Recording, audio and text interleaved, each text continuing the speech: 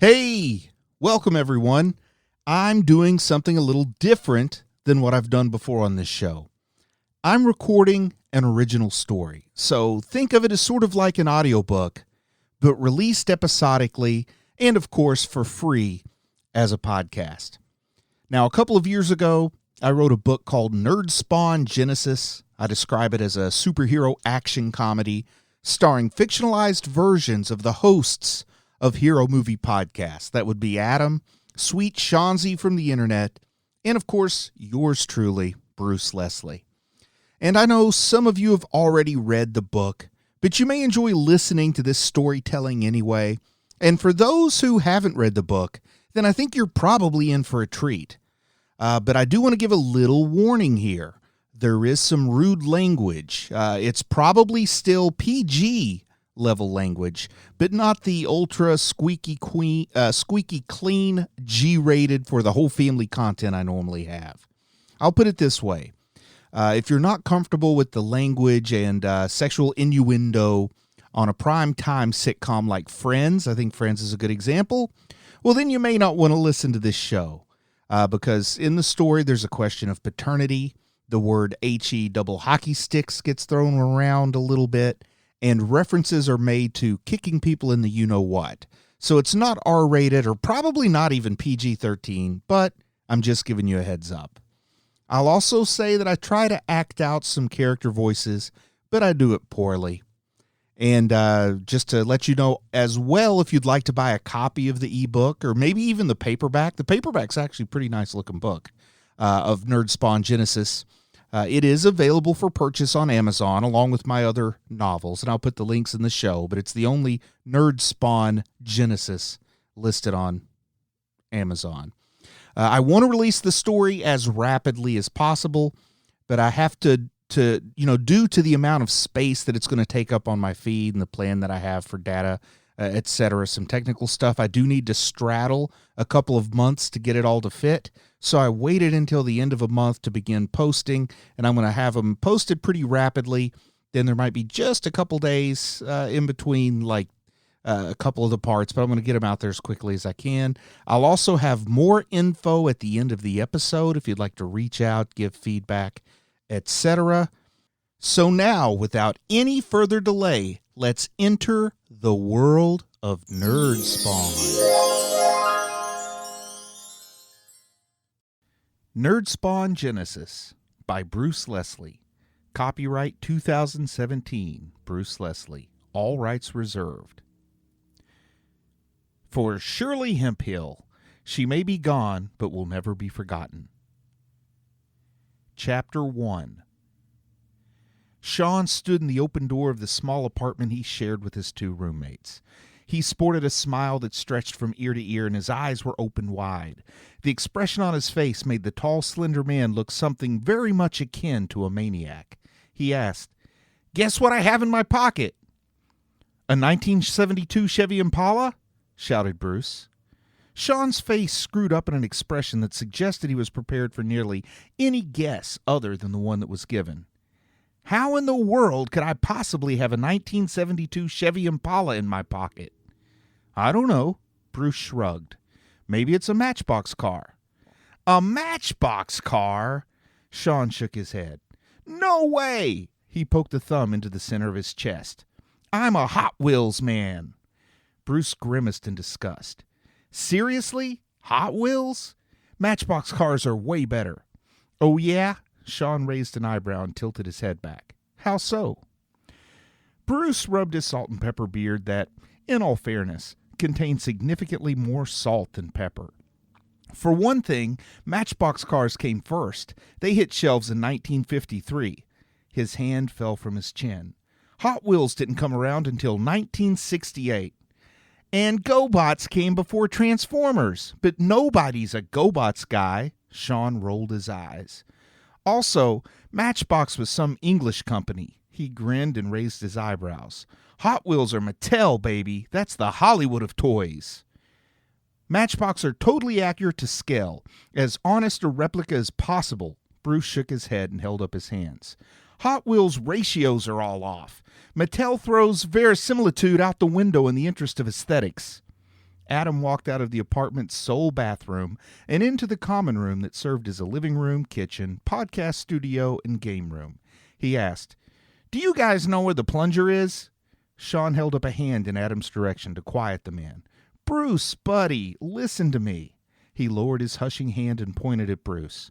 "When reality stands in the way of your vision, go with vision every time." Bruce waved a dismissive hand at Sean. "You might as well buy toy dragons if that's what you want." He tilted his head and held up a finger.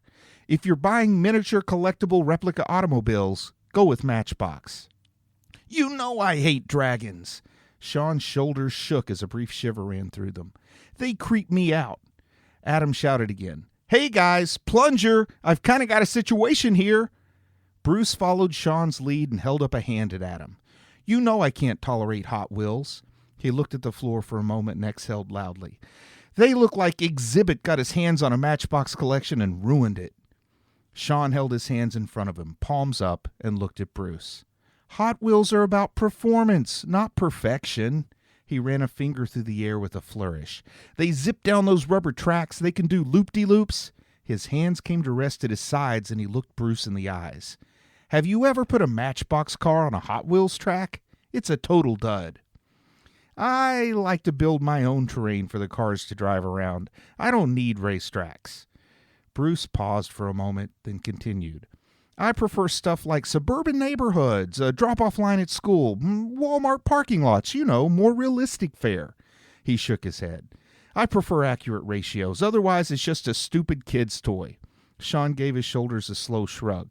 "We are talking about toy cars." Adam smiled. "We're talking about toy cars?" Bruce glared at Adam. "Miniature collectible replica automobiles. It's serious stuff." "Come on, Bruce." Sean held his hands wide. "Hot Wheels had those conversion vans with the window in back." He gestured toward his eye. "You could look through and see a picture." "Oh, that was cool." Bruce nodded. "I had one where you could see a wizard." He frowned. "The wizard was a little too skinny for my taste, but it was cool." "See what I mean?" asked Sean. Bruce nodded again. "I concede that the rule of cool counts for a lot." Adam let out a loud guffaw. "Listen up, sheeple.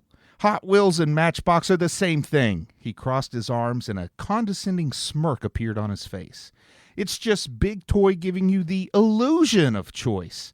No matter what you pick, the same people get rich." His gaze dropped to the apartment's floor. "They lead you down the same road, playing mindlessly with their miniature collectible replica automobiles like a good little zombie." He lifted his face and looked at his roommates. "They just want to make sure whatever you do, you don't think for yourself." Sean put his hands on his hips and tilted his head. "Oh, yeah? What kind of cars do you like, Mr. Punk Rock?" Adam answered. "I like Micro Machines." He looked away from Sean. "They're made by Galoob." Sean threw his hands in the air and groaned. "You have to be kidding me. Micro Machines are awful. It's like they're designed solely to choke on." He pointed to Adam. "It's like some guy looked at Hot Wheels." "Matchbox," shouted Bruce. "Whatever," said Sean. "It's like some guy looked at Matchbox cars and said, you know what would make these better? Upping the choking hazard quotient by a factor of 10. Adam grunted. At least it's Galoob instead of big industrial military toy complex like Mattel." "Are you saying you don't like G.I. Joes?" asked Bruce. "No." Adam looked over at Bruce. "G.I. Joes are cool." "Galoob is owned by Hasbro now." Bruce grinned. "Big toy doesn't get any bigger than Hasbro." "Sure," Adam nodded. "But they still have the spirit of an indie. They can't help it if an evil mega corporation did some kind of hostile takeover." "Adam, I'm pretty sure Hasbro isn't evil," said Sean. "And the most hostile part of that takeover was probably a sloppy signature on the check." "So what?" asked Adam. "It really comes down to the fast-talking guy in the commercials. He was a grade A pitchman." "You are not wrong." Sean smiled and nodded his head. "He was cool. Did you know he was the last announcer on Hollywood Squares?" Adam leaned his head to one side and scratched his head. "I used to have those cassette tapes where he summarized a classic book in a minute. I could get through 6 classics in 6 minutes." Sean snorted. "Big shocker. The guy who hates to read, like 60-second audiobooks read by the Micro Machines guy." "He's always been a personal hero of mine," added Bruce. Sean narrowed his eyes and looked at Bruce. I thought Corey Feldman was your hero. Adam wrinkled up his nose. I thought it was Alan Moore. Bruce smiled. I have a lot of personal heroes. So that's your holy trinity. Sean opened his eyes wide. Corey Feldman, Alan Moore, and the Micro Machines guy. Bruce shrugged. I think it's a solid 3. Adam looked at the ceiling. Dude, you are weird. I'm with Adam on this one, said Sean. We have chosen a life where we are surrounded by multitudes of weirdos on a daily basis. And even to us, you are weird. People love me, said Bruce. I'm a much sought-after house guest. Sean laughed. You just said, people love me. He put a hand on his stomach and continued to laugh. That is a direct quote. Bruce plopped down onto the brown Naugahyde couch. It's true. He asked, so what is it? What's what? Asked Sean. What's in your pocket? Bruce pointed at Sean's hip. We established it's not a 1972 Chevy Impala, so what is it? Oh, yeah. Sean put his hand in his pocket. You're going to love it. Adam frowned. This better not be a ding-dong joke. Cool it, Adam. Sean pulled 3 plastic rectangles from his pocket. Aren't they great? Bruce said, those look nice. He furrowed his brow. What are they? These are 3 passes to Superhero Con. Sean held up the laminated cards. I snagged them from Shelby at the comic shop. That's nice and all, said Adam, but I usually get my passes at the walk-up on the day of the show. That's the beauty of it, gents. Sean's teeth gleamed as he smiled. These aren't just any passes. These are VIP passes. Very nice. Bruce rubbed his hands together and giggled. That means we get swag bags. That's not all we get, my friend. Sean held his chin high. We get in an hour early to view the world's largest collection of memorabilia from the major motion picture, Jonah Hex. Adam pumped his fist in the air. This is going to rock. His eyebrows rose. We have to work this into our panel. Boys, we've got to retool our panel and make it about Jonah Hex. Sean's smile lost about 10% of its enthusiasm. I don't think we need to do all that. He patted the passes against his open palm and looked away. I'm sure whatever you have planned will be just fine. Are you kidding? No way. Adam brought a finger to his chin. Maybe we should just scrap Corman's FF altogether and do Jonah Hex. Bruce tilted his head and squinted one eye. But we've already covered Jonah Hex. We can call it an encore presentation. Adam's eyes darted around the room. I need to find that Blu-ray. We've got work to do. He asked, Sean, did Rocket Face ever get back to you about when our panel would be? No, not yet. Sean hooked a finger into the neck of his t-shirt and tugged it away from his throat. I'm sure he'll get the schedule out soon. You are the man, Sean. Adam pulled a Blu-ray from an old milk crate on the common room floor. First, you get your old buddy Rocket Face to set us up to do a panel, then you score VIP passes to see Jonah Hex movie memorabilia. Adam stood up tall and smiled.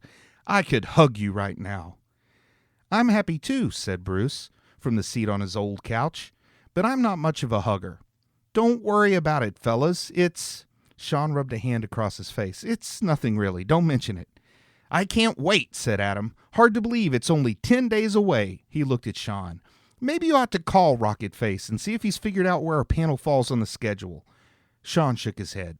I don't need to do that. He'll call when it's ready.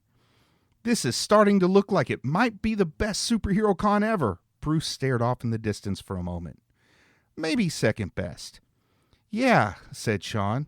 There's one that'll be hard to beat. I've got a favorite too. Adam bounced his eyebrows up and down. But it's my little secret. Bruce chuckled. I've got a little secret too. Sean looked at the laminated passes in his hand. Some con treasures just aren't meant to be shared. He looked up. But the future is full of possibilities. I need to get to work just the same. Adam began looking around the room. Have you guys seen the remote? He leaned over and rifled through the couch cushions. I have.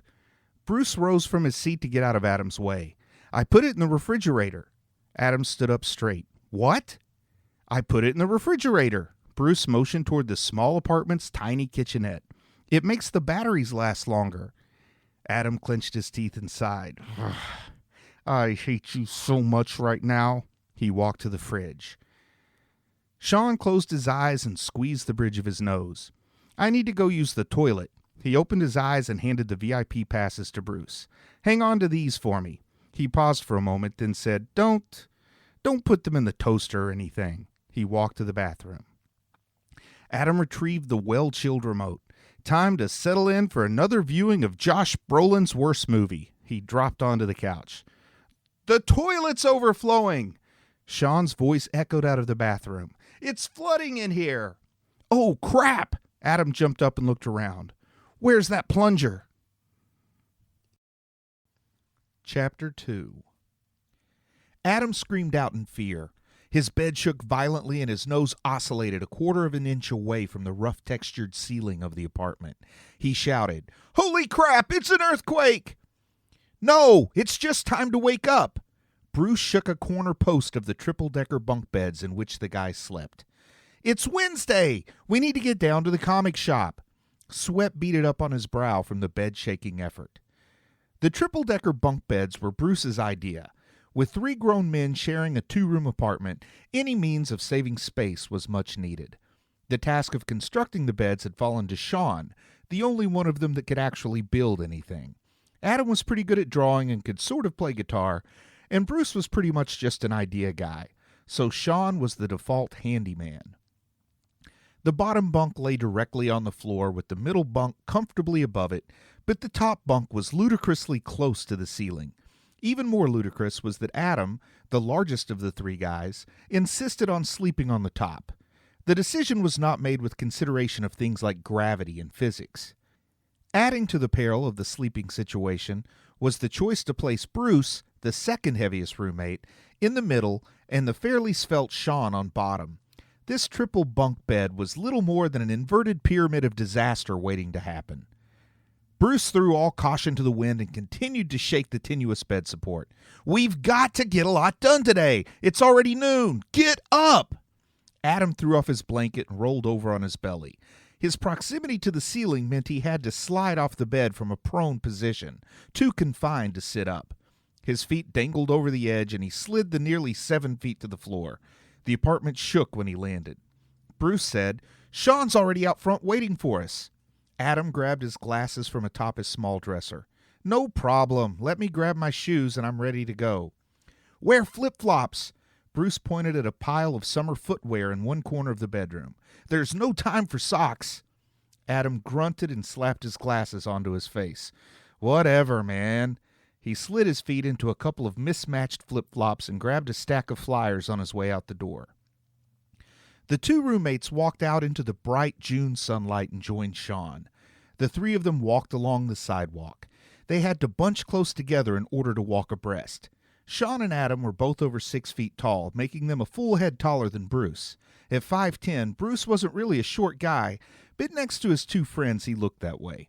The difference was only augmented by Bruce's insistence to always walk in the middle. Sean was slender, and Adam was broad. Bruce's shape was somewhere between a sphere and a cube. Sean's general appearance could be accurately described as a 20% less attractive version of John Stamos. Adam and Bruce were 20% less attractive than a lot of people. Bruce liked to describe himself as George Costanza with better hair, and Adam was a taller, broader version of Skippy from Family Ties, with better glasses. The general consensus was that Sean could get a girlfriend if not for his Empire Strikes Back bedsheets. Well, that and his 2 roommates. After a few minutes of quiet strolling, they reached their destination. Holding Out for a Hero was, without question, the best comic shop in Charlotte, North Carolina, and perhaps the world. The guys had chosen their tiny apartment solely for its proximity to the shop. They stepped inside and passed through the giant silver tentacles of the life-size statue of Dr. Octopus that was the centerpiece of the store's decor. Stretched across the center of the shop was a bright red banner that read, "Proud sponsor of Superhero Con." What made this place such a great shop was not only its cool atmosphere and ridiculously large selection of comics, but its true treasure, nice and helpful employees. Sadly, nice and helpful employees were not as common in local comic shops as they needed to be, but Holding Out had them in spades. It wasn't just a comic shop, it was nerd nirvana. The guys walked over to the shop's bulletin board, where patrons were free to post flyers.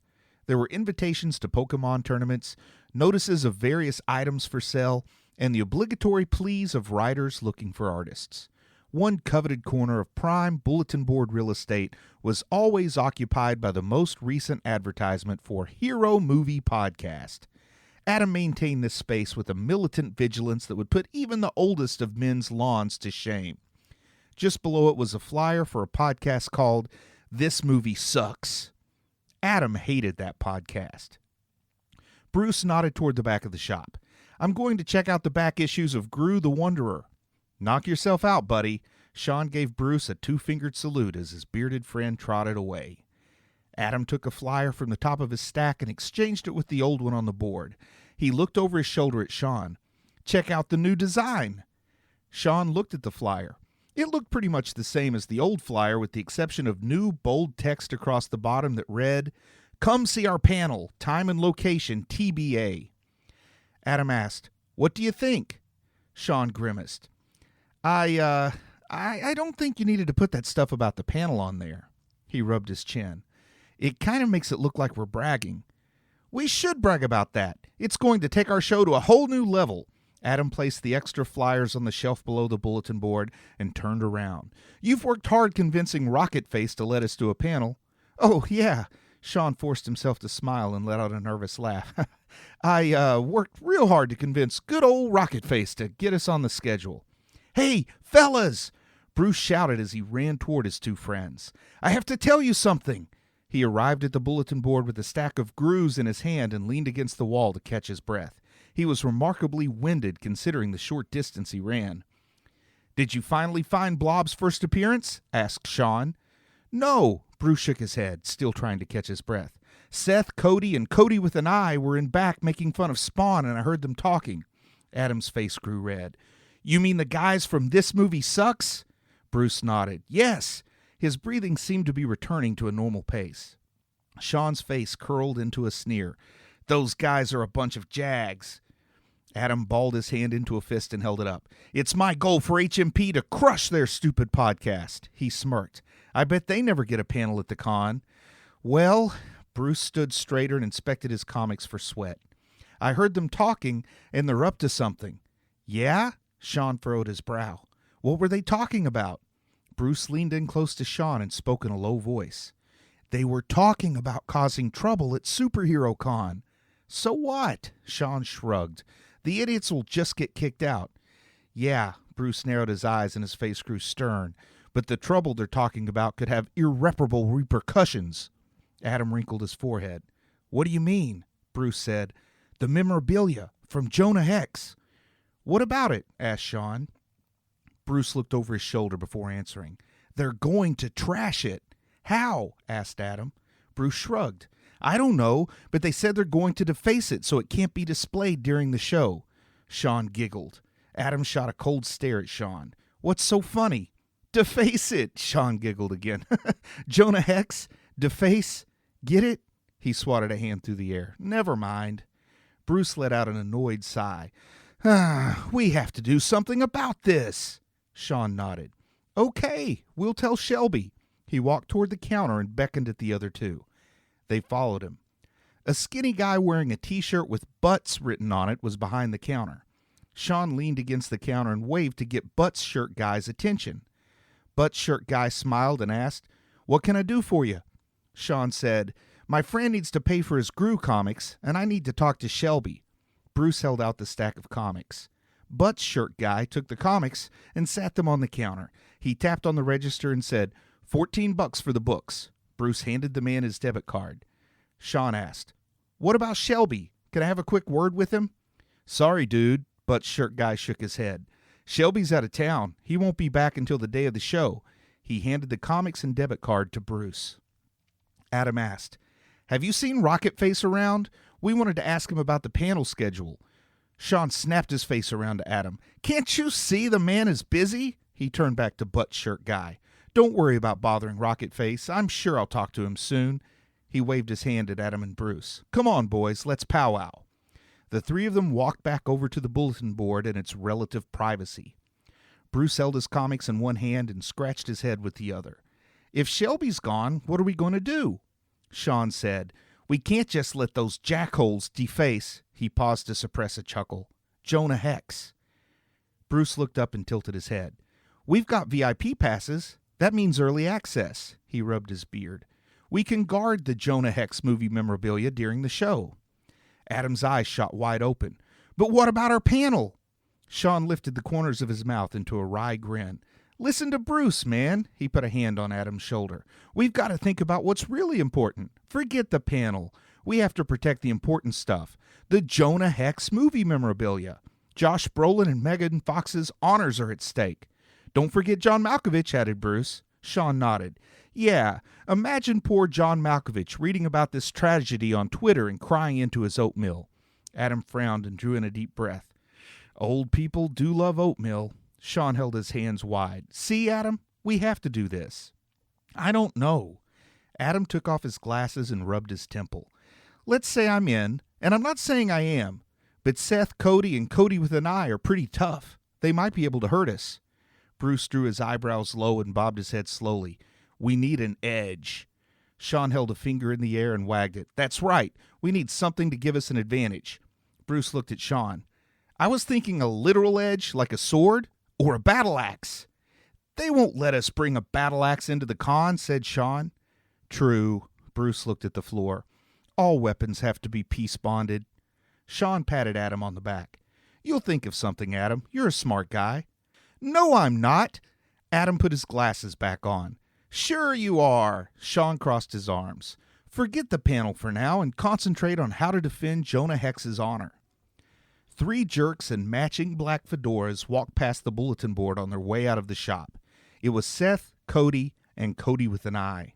And they had the collars on their off-brand polo shirts popped.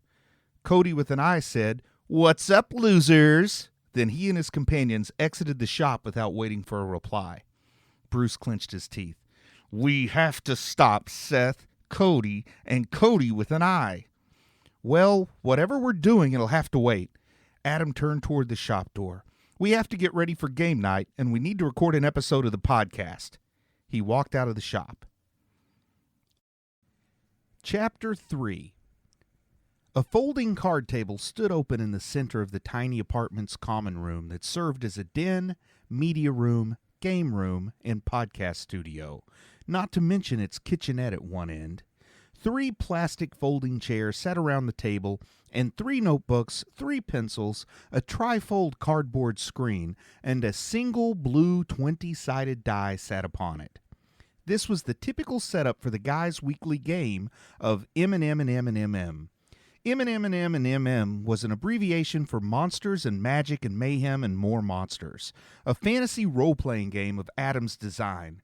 Bruce's initial suggestion had been that they play D&D, but Adam refused. Instead, he designed a new game. He claimed it was a protest against the acquisition of TSR by Wizards of the Coast via hostile takeover. However, in true hypocritical fashion, he loved his magic cards and refused to answer any questions about the apparent paradox. Bruce suspected Adam was just too cheap to buy the books. The guys came out of the room and settled into positions around the table, dressed in appropriate gaming garb. Sean wore a black vest over a loose-fitting, long-sleeved white shirt with the top 3 buttons undone. Bruce wore a Nightwing t-shirt and short-legged cargo pants. He topped off his ensemble with a gray felt wizard's hat. Adam was adorned in a red plaid flannel bathrobe and took a seat on the opposite side of the table from his roommates. This was the seat for the game Overlord, or GO, an honor that fell to Adam because he owned the D20. Who's ready to play some M&M and M&M? Asked Sean as he plopped onto his folding chair. I am, answered Bruce. Adam adjusted the cardboard screen in front of him. Do you guys have your character sheets made up? We sure do, answered Sean. I'm a smuggler. Adam shook his head. Smuggler's not a class, you're a rogue.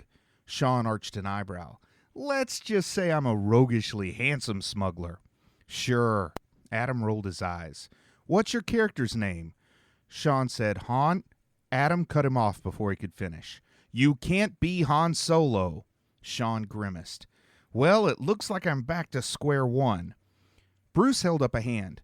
You could be ham salad, like in Hardware Wars. I'm not going to be ham salad. Sean crossed his arms and leaned back in his chair. Adam said, How about Lone Star? Sean whined his reply. I don't want to be Spaceballs. Adam sighed. Okay, you can be Han Solo. Sean smiled and leaned forward. You know what? I'll be Hal Sono.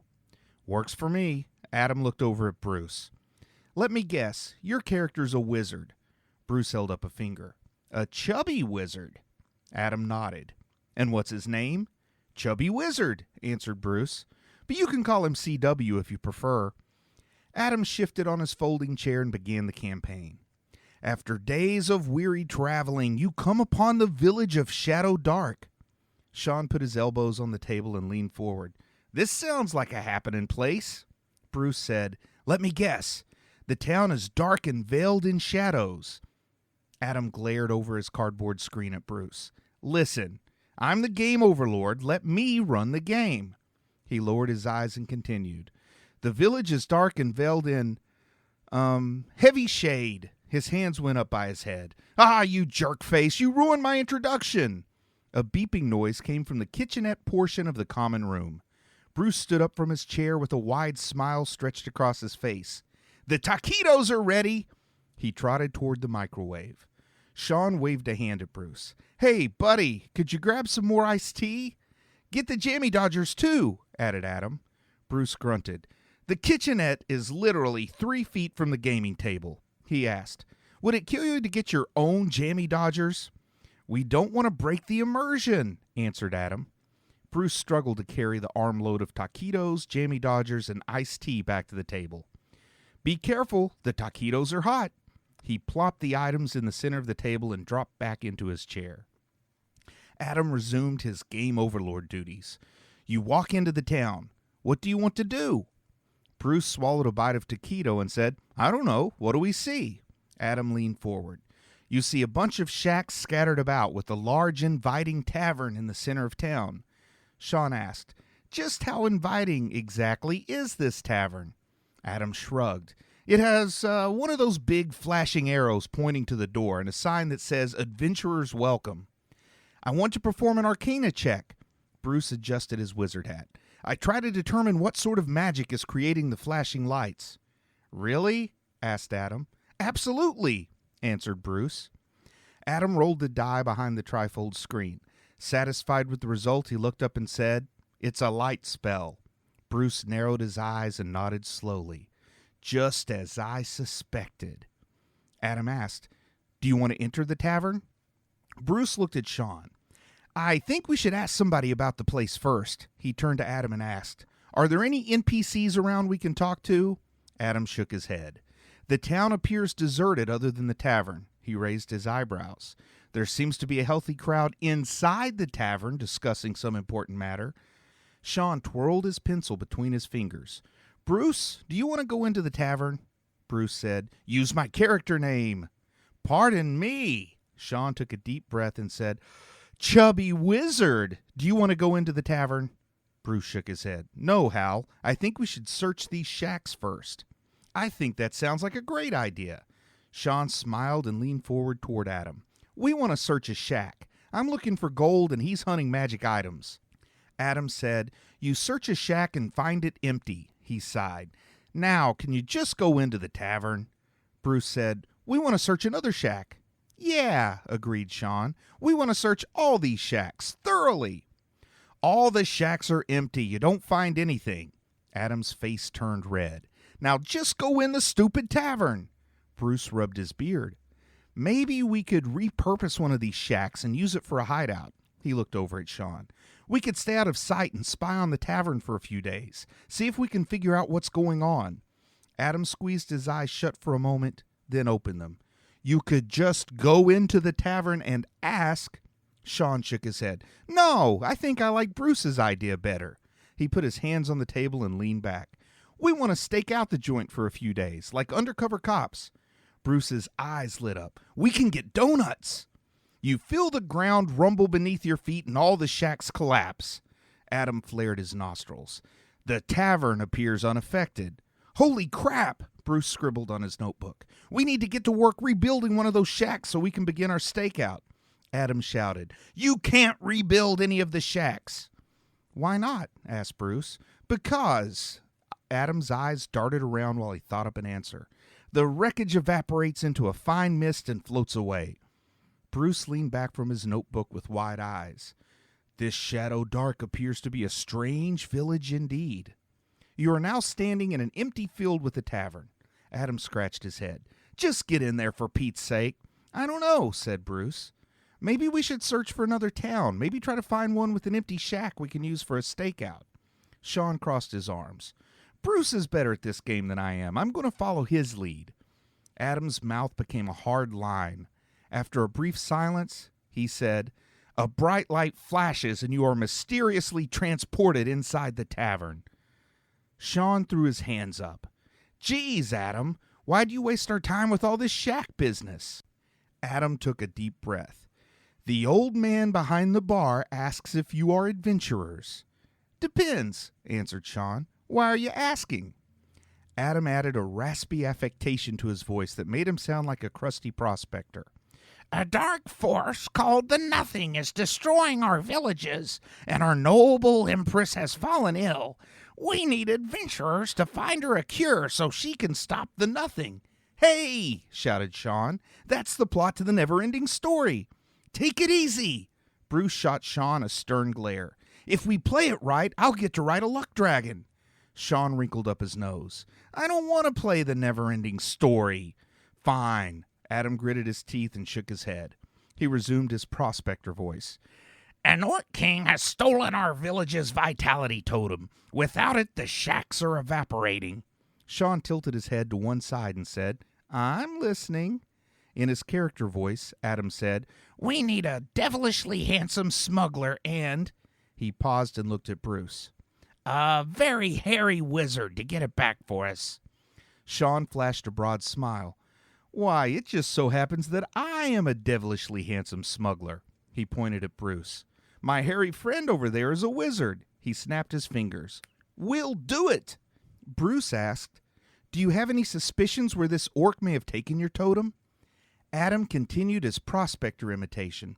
It's possible he took it to the caverns of death in the nearby hills of doom. Bruce nodded. That does sound like a likely place. Sean leaned against the table and asked, There wouldn't, by chance, be a harem hill or a cave of belly dancers on the way, would there? Adam narrowed his eyes and answered in his own voice, No! Lunch Lady Vale is the only other location in this campaign setting. Bruce rubbed his hands together. Sloppy Joe's. Sean wrinkled his forehead and looked at Bruce. You don't want Sloppy Joe sauce all over your wizard robes, do you? No. Bruce narrowed his eyes and stared at Sean. I wanted to ride a luck dragon, but you flushed that possibility down the crapper. Adam asked, Are you guys going to the cavern or not? Sean turned his attention from Bruce to Adam. I think we should hang out in the tavern a little longer, see if any single ladies are feeling lonely. Adam took off his glasses and put a hand on his forehead. A bright light flashes and you are magically teleported to the caverns of death. Sean frowned. Bummer. What do the caverns look like? Asked Bruce. They're dark, answered Adam. There's no light and you can't see. Sean groaned. This is awful. How are we going to find a totem if we can't see? I light a torch, said Bruce. Look at you, Sean pointed at Bruce. You're solving problems. He looked at Adam and asked, Now, what do we see? Adam flipped through his notebook behind the cardboard screen. The light from the torch's flame dances off the stony walls of the cavern, and you see a narrow passage leading deeper into the cave. Ooh, ooh, ooh, Sean bounced up and down on his chair. I know what to do. He winked and pointed at Adam. We walk along that passage. You walk forward, and a large brown creature jumps out of the shadows. Adam glanced down at his notes. It's a rodent of unusual size. Sean grinned and swung a fist through the air. I love the Princess Bride. Bruce smiled. I love it too. Adam smiled. Everybody loves the Princess Bride. Sean said, You know what? I don't want to be Han Solo anymore. I want to be the Dread Pirate Roberts. Bruce leaned forward. I want to be Fezzik, but with magic. Adam shook his head. It's too late. You have to be Hal Sono and Chubby Wizard. I guess you are the game overlord. Sean leaned back and crossed his arms again. I suppose we have to play by your rules. Darn tootin'. Adam pointed a stern finger at the players. The rodent of unusual size is fast approaching. What do you do? Bruce said, I cast Magic Missile. Adam raised one eyebrow and tilted his head. I don't believe that spell exists in the M&M magic system. Oh, right. Bruce tapped his pencil against his chin. I cast Prestidigitus Projectile. Adam rolled the d20. He said, You hit for 11 damage. Sean, you're up. Sean made a finger gun with his hand. I shoot it with my blaster. Adam frowned. You don't have a blaster. Sean furrowed his brow. What do I have? You have a crossbow, answered Adam. No way! Sean shook his head. Chewie had the bowcaster. Adam drew his eyebrows together. Well, this is a crossbow that looks like a blaster. That's better. Sean pointed his finger gun. I shoot it at the big rat. Adam rolled the die behind the screen. You hit it for 4 points of damage. Sean's face drooped with disappointment. Geez, that's not much. He pointed his finger gun again. I shoot it a bunch more times. Adam sighed. Your turn is over. Sean put his elbow on the table and let his head rest in his hand. Well, when it's my turn again, I want to shoot it a bunch of times. Noted. Adam picked up the d20 and held it. The rodent lunges at you with its claws extended. He rolled the die. It hits Bruce. He rolled the die again. It does 14 points of damage. Bruce winced. Ouch! Chubby Wizard is lying on the cavern floor and blood is spurting out of his chest. Adam looked at Sean. You're up. Do you want to shoot it again? Heck no! Look what it did to Bruce! Sean pointed at his chest with a thumb. I'm running away! Adam nodded. As you run away, the cavern grows darker until it becomes pitch black. Bruce said, I still have the torch. Oh, yeah, I forgot about that. Sean held his hands wide. I run back and take the torch, then run away again. You're just going to leave me to die alone in the dark? Asked Bruce. Sean shrugged apologetically. One of us has to make it out alive. You run back toward the light. As you pry the torch from the Chubby Wizard's dying grasp, the rodent slashes you. Adam rolled the die. You take 17 points of damage. I should have just left the torch. Sean slumped over in his chair. That's it for me. Now I'm dead too. We always die before we get a chance to level up, Bruce grunted.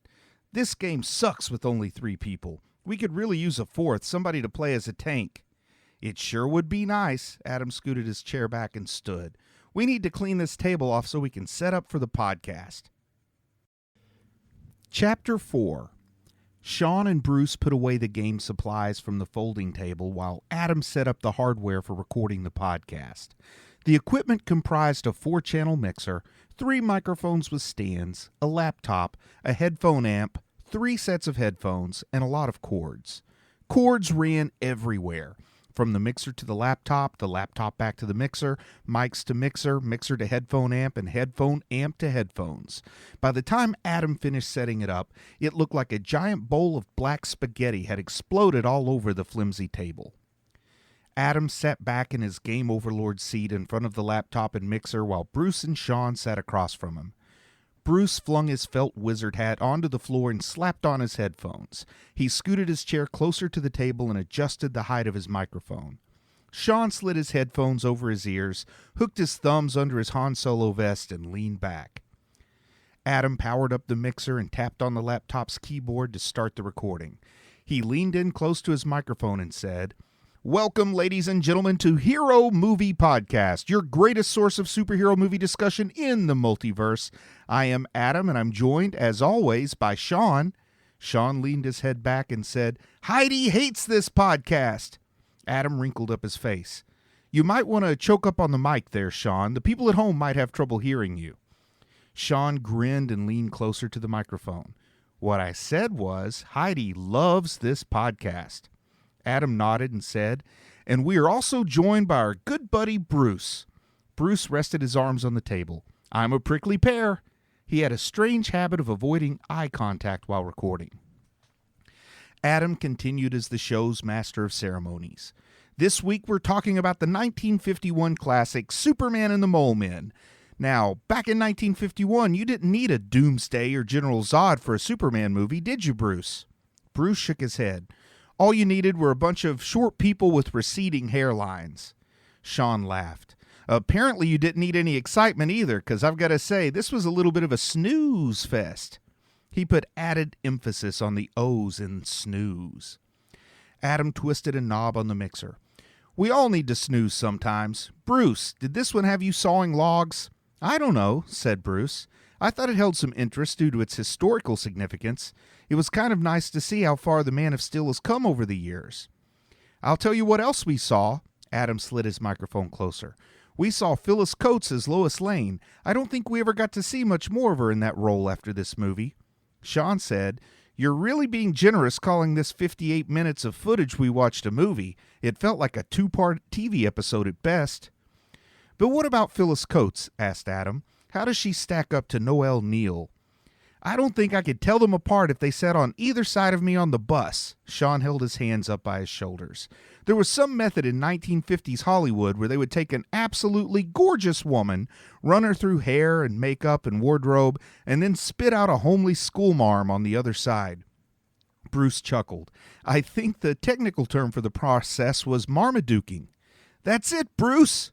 Sean pointed at Adam. She was Marmaduked. They took the timeless beauty of Phyllis Coates and Marmaduked it. Bruce said, She's better than Margot Kidder, but she's no Terry Hatcher. Adam laughed under his breath. Everybody's better than Margot Kidder. A smug look snuck onto Bruce's face. He said, Not Amy Adams. Oh, I forgot about her. Sean slapped his hands together and shook his head. Can you believe I already forgot about Amy Adams? Yes. Bruce grinned without looking at either of his roommates. And what did they do to poor George Reeves to get him to look like he does in this movie? Adam laughed.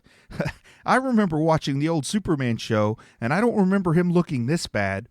Bruce shrugged. I kind of miss the days when Superman could have the physique of a door-to-door broom salesman. In 1951, I could have been Superman. Sean slapped Bruce on the back. Don't sell yourself short. In 1951, you could have been the Hulk. You could have been 1951's Lou Ferrigno. Bruce tilted his head. I think I'd rather be Mr. Muscles, who was, just like Superman, created by Jerry Siegel. Look at you, Sean pointed at Bruce. Digging deep in the comic book archives for that reference. That'll send people frantically checking Google to see if you're telling the truth. Sean pantomimed typing on a keyboard. Was Mr. Muscles really made by the same guy who made Superman? Bruce smiled. I do what I do. Adam redirected the conversation. Watching this, I couldn't help but feel like it was an early statement against our dependence on fossil fuels. Bruce nodded. They were digging an oil well when they found the mole men. You have to love it, said Sean. News was so slow in Metropolis that they sent Lois and Clark to the podunk town of Silsby to cover drilling an oil well for the Daily Planet. He held his hands wide. Our circulation of 6 million readers just have to know how holes are dug. We need not just one, but 2 star reporters. And what about those mole men? Asked Adam. Sean wrinkled up his nose. They were like weird little versions of Gargamel. Bruce put his hand on his chin. They kind of reminded me of Ferengi, only less sophisticated. Sean closed his eyes and put a hand on his forehead. I'm pretty sure my 10th grade shop teacher was a mole man. He opened his eyes. That's right. I'm talking about you, Mr. Getsworthy, you bitter little man. Bruce crossed his arms.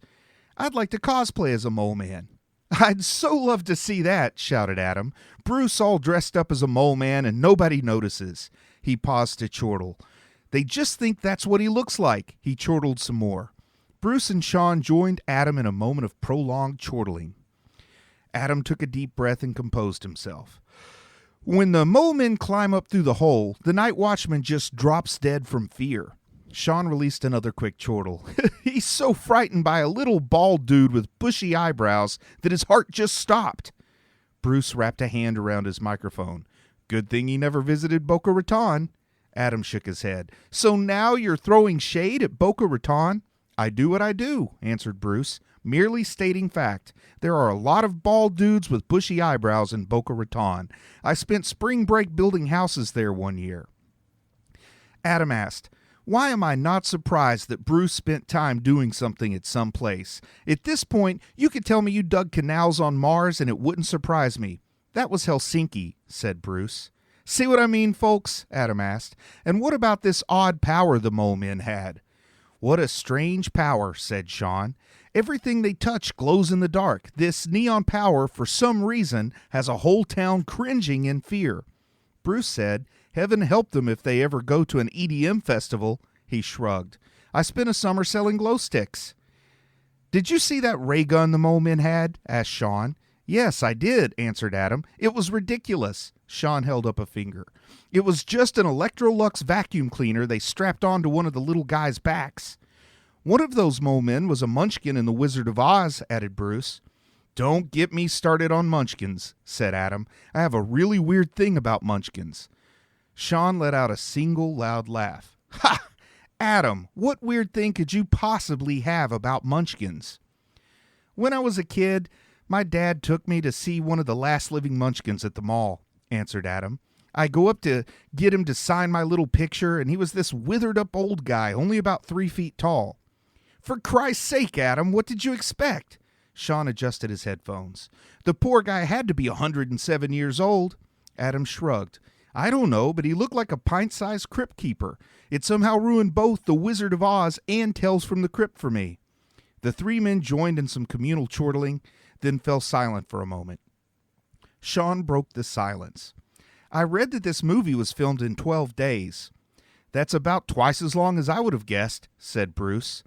They continued their not terribly well-focused banter for about another 20 minutes when Adam decided to wrap things up.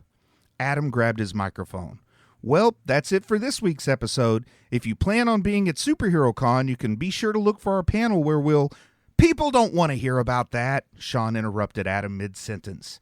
Adam squinted one eye and stared at Sean. For Sean and Bruce, I'm Adam. Stay super, everybody. Sean added, Goodbye, Marty and Evie. Adam yanked off his headphones and slammed them on the table as he rose. Why'd you cut me off like that when I was trying to plug the panel? Sean took off his headphones and stood with his arms held wide. Come on, man. Have you forgotten about Seth, Cody, and Cody with an eye? He let his arms drop to his side. We have to protect Jonah Hex's honor so John Malkovich won't ruin his oatmeal. Remember? Adam grimaced and nodded. Yes, I remember. Sean walked around the table and stood closer to Adam. If we have to guard the movie memorabilia the whole time, we might not be able to do the panel. Adam crossed his arms. I guess not. Sean put a hand on Adam's shoulder. We don't want to get the listeners' hopes up if we might have to cancel. Adam arched an eyebrow. But we're not canceling yet. He brought a hand to his chin. I might think of something that protects honor and oatmeal and all that jazz, but still let us do the panel. Bruce picked up his wizard hat from the floor and inspected it before putting it back on his head. Sean smiled at Adam and cocked his head to one side. If you're able to work it out, it'll be a nice surprise for everybody, kind of a nerdy little flash mob. Bruce looked at Sean and frowned. I don't think that's what a flash mob is. Sean waved a dismissive hand at Bruce. Sure it is. He turned his attention to Adam. Look, buddy, we just need to keep this panel low-key until we work everything out. Bruce scratched his beard. So, have you thought of anything? He looked at the floor, then back to Adam. You've had all afternoon. Have you thought of something to give us an edge against those punks? His eyebrows rose. That is, unless you've come around to my idea on the battle axe. Adam sighed. The situation is pretty desperate. I only see one thing we can do. He took off his glasses and narrowed his eyes. We have to go talk to the guy. Bruce gasped. Sean said, No, you're not talking about... Adam gave his head a slow nod. Yes, I am. Bruce wrinkled up his nose. I don't trust that kid and his eldritch skateboard. I don't see any other way. Adam drew in a long, deep breath. We have to make a deal with Constantine. Chapter 5. Adam and Bruce stood in the fluorescent glow of the light rail station. The night air felt warm against their skin as they waited for Sean to return from the gas station. Bruce tapped his foot against the ground. I hope Sean gets here before the train. He leaned forward and looked down at the rails. I want to catch the next one. I'd feel like an idiot just standing here while it stopped. Well, speak of the devil. Adam smiled. Here he comes. Sean walked up the platform with a large brown paper bag cradled in one arm. It's all good, boys. I've got the stuff. Solid work, said Bruce. The train arrived shortly after Sean, and the three men stepped into it. The car was empty, and they sat together along the near side wall, with Bruce in the middle. Bruce said, "It feels creepy going to find Constantine at night." Constantine's name was spelled with a T-E-E-N to connote the fact that he was indeed older than 12, yet younger than 20. Repeating it again, Bruce said, "I say it sure feels creepy going to find Constantine at night." "I don't like it either," said Adam, "but night's the only time his magic works." Sean patted the brown bag in his lap. "We've got the stuff right here. Everything will be fine." "Well," added Adam, "as fine as anything is with that punk." Bruce stood up. "The next stop is ours." The train pulled to a halt in front of the Charlotte Convention Center, and the door slid open. The guys stepped out and walked down the sidewalk. They traveled 2 blocks in nervous silence. Adam stopped walking and put his hands on his hips. "This is the place." They stood in the center of the ceremonial plaza in front of the NASCAR Hall of Fame. Bruce wrinkled his forehead and looked at Adam. "Didn't you get fired from here?" "Yes," Adam grunted, "and that punk was always hanging around here like some ne'er-do-well." Bruce asked, "Who sounds like an old man now?" "Stuff it," answered Adam. "Be quiet." Sean turned his head to one side. "Do you guys hear that?" Adam nodded. "Yeah, it's skateboard wheels." He cupped his hands at either side of his mouth and shouted, "Hey, Constantine, we want to make a deal." A voice echoed out from the shadows. "Hey, bruv, do you now?" Adam looked over at his companions. I'd know that crappy, fake British accent anywhere. He turned back to the shadows and shouted, "Knock it off. We know you're from Fort Mill." The voice from the shadows called back, "Bloody right, bruv. It's the Liverpool of South Carolina." The voice laughed. "If you're looking for a dance, you have to pay the piper." "We've got the stuff." Sean held up the brown paper bag. "But please, knock off that accent. It's worse than Kevin Costner." "Proper English is like nothing you'll ever hear, isn't it?" answered the voice. "Okay, now you're not even trying." Sean shook the bag. "Do you want to make a deal, or should I just give this stuff to a wino?" "Just let us have a little peek." The owner of the voice stepped out of the shadows. Constantine was indeed a teen. He looked to be somewhere between 17 and 19 years old. His black baseball cap was turned backward and allowed a small tuft of bleached blonde hair to poke out above his forehead.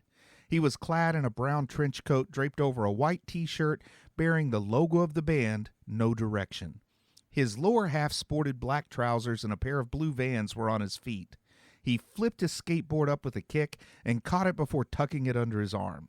The words, "Rip it," were emblazoned on the underside of the skateboard's red deck. "Well, how about it then?" Constantine took a step towards Sean. "Let me see the goods." Sean opened the bag and held it so Constantine could see what it contained. Inside of the wrinkled brown bag were 4 cans of Red Bull and 10 e-cigs. Constantine smiled and nodded. "That's the stuff." He took the bag from Sean and withdrew a can of Red Bull before placing the rest of the items on the ground.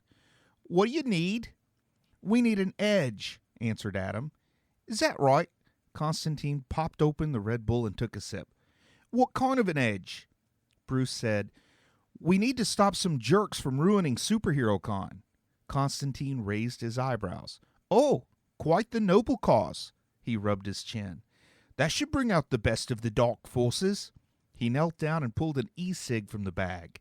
He peeled the sticker off the tube of black plastic to activate it and popped it into his mouth. "We'll need to grab one of Beelzebub's little whelps for this." The LED light on the end of the e-cig gave off a pale blue light as he sucked on it. Sean drew his eyebrows together. "You know, I don't think those things are good for you." Constantine pulled the e-cig from his mouth and exhaled a puff of vapor. "You seek me out to dabble in dark forces, then worry about what's good for me." Sean sneered at the teenager. "I wouldn't care if you got hit by a truck." Bruce stepped forward to defuse the situation. "So, you're really going to call up a demon?" "No, I'm not." Constantine looked up from his kneeling position with a sinister grin on his face. "We all are." He pulled chalk from a pocket inside his trench coat and drew a big 5-pointed star on the pavement in front of the shrine to Richard Petty and Dale Earnhardt. After the star was complete, he dragged the chalk around its perimeter to enclose it in a circle. "Oh, a pentagram," said Adam. "That's original." "I prefer the term pentangle." Constantine put the chalk back in his coat and stood. He tipped his can of Red Bull and poured a few drops of the beverage on each of the star's points. "Now's when the spectacle begins." His lips pursed as he took a long drag on the e-cig. When he exhaled, vapor blew across his chalkwork. The pentagram glowed red. Constantine groaned. "Come on now, you don't get many chances to leave your dark torment." He ran the back of one hand across his forehead. "I'm extending an invitation for one of you lesser fallen." A pocket of smoke billowed up from the center of the circle, and the smell of rotten eggs filled the air. Within seconds, the smoke cleared, and a monstrous being sat in the center of the circle. The creature that answered the summons was red and lumpy, and about the size of a commercial dishwasher. Sitting there in the shadows cast by the moon and street lights, it almost looked like a giant red toad.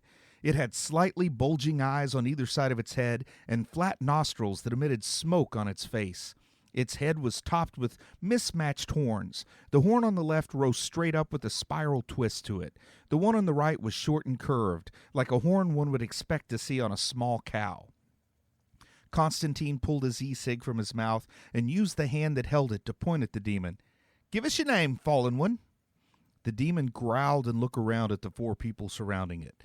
The eyes on each side of its head moved independent of the other. It said, "My name is Leonard." Bruce furrowed his brow. "What kind of name for a demon is Leonard?" he asked. "Shouldn't it be something like Nicodemus or Mephistopheles?" The demon answered, "I know Mephistopheles. He's lame." A long black tongue flicked out of its mouth and swept across its lips. "I'm named after my great-uncle." Constantine held a hand in Sean, Bruce, and Adam's direction while he spoke to the demon. "These blokes need some of your wisdom." The demon said, "Everything has a price." Its bulging eyes bounced around to get another look at each of the guys. "Is one of you looking to surrender your soul?" Sean held his hands out in front of him. "Oh, heck no." Constantine held up his open can of Red Bull and shook it. "There's more where this came from." The demon squinted the eye on one side of its head. "That's not sugar-free, is it?" "Do you take me for a monster or a blasphemer?" Constantine pressed an open hand against his chest. "Of course it's not sugar-free." "Then we have a deal." The demon turned its attention from Constantine to the other three. "Corporeal meat wanderers, what do you seek?" Adam, Bruce, and Sean stood dumbstruck and stared at the demon. "Go ahead." Constantine gave his head a nod toward the demon. "Talk to the evil froggy." Adam spoke up. "We have to face powerful foes, and we need an edge." The demon tilted his head back and asked, "Have you considered a battle axe?" Bruce smiled and opened his eyes wide. "I knew it was a good idea." Sean took a step forward. "Unfortunately, Leonard, a battle axe isn't going to work for us." He wrinkled his forehead. "We need something a little more unconventional." A malicious grin stretched across the demon's frog-like face. "You seek the ultimate weapon." "Well," said Adam, "we don't want a nuclear bomb or a plague or anything. We just need something to give us an edge. We need help defending our—" Bruce rubbed his bearded chin. "Well, our treasure." The eyes on the side of the demon's head danced around as it spoke. "Oh, you seek not a weapon, but a defender, something highly personal, its destiny intertwined with your own." Its grin grew wider. "Something ferocious, yet trustworthy." Adam nodded. "Yeah, that sounds like a good fit." The demon swiveled its head on its nearly non-existent neck. "To find what you seek, you must chase the setting sun across the great river. You must disturb the earth where the seed has sprouted and uproot it before it grows too mighty to contain." Sean lowered his head and scratched behind his ear. "We were kind of hoping for something we could punch into our GPS." The demon's lips dropped into a frown. "Fine. You meatbags have no appreciation for the dramatic. You'll want to go to West Memphis, Arkansas. There's a junkyard on the corner of Sanford and Steptoe. There's somebody there you'll want to meet." "Who?" asked Adam. The demon moaned. "Oh, come on! How lazy are you? Just go, do a little legwork, embrace the mystery. I'm not telling you anything more." Its eyes darted forward. "Also, I'm contractually obligated to say that I've already told you too much." Adam crossed his arms and wrinkled up his face. "I guess that'll have to do." The demon swiveled its head back toward Constantine. "Now, for the matter of my payment." It licked its lips again. "Give me the juice of the Red Bull, that wicked ambrosia my soulless existence desires." Constantine grabbed a can of Red Bull from the bag and tossed it to Leonard. The demon caught the can in a slimy red hand. "The price for a service such as this is 2. "Come on, man!" Constantine dropped his fake British accent. "That only leaves me with 1. "And the one in your hand?" The demon opened one eye wider than the other. "Now is not the time to be chintzy." Constantine gave his head a petulant shake. "No, I'm not giving you any more." The demon growled and shot a column of fire from each of its nostrils. The flames stopped a fraction of an inch from Constantine's face and danced around before disappearing. "Fine." Constantine stuck out his lower lip and tossed a second can to the demon. "I hope you choke on it." The demon caught the second can in its other slimy hand and filled the night air with maniacal laughter. It bellowed, "Ha ha ha! It gives me wings!" With a squeeze of its hands, both cans popped open. It chugged down their carbonated contents with noisy slurps. Bubbles emerged on the demon's back, and a pair of scaly red wings grew out of them. The wings extended wide, and the demon vanished with a puff of rotten egg-scented smoke. Adam looked at Bruce. "It looks like we're going on a road trip." Bruce smiled. "It'll be fun."